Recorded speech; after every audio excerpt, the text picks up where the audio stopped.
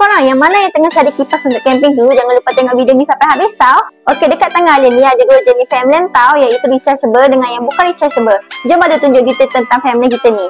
Korang, untuk yang rechargeable ni, korang boleh bawa dia dekat mana-mana je tau, sebab dia tak perlu connect dengan mana-mana USB. Dekat belakang ni kita ada dua button tak korang. Satu untuk lampu dan satu untuk kipas.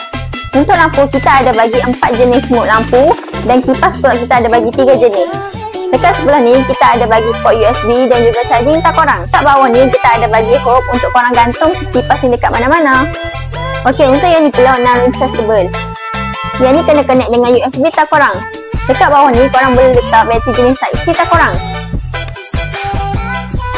Dekat sini kita ada dua button juga, satu untuk kipas, satu untuk lampu. Dan ada 4 mode untuk lampu, 3 mode untuk kipas. Dekat bahagian bawah ni kita ada bagi hang untuk korang gantung kat mana-mana.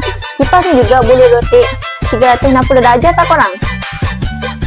Okey, untuk yang mana yang berminat dengan fan lamp kita ni, jangan lupa gerak dekat beg kuning dekat bawah tak.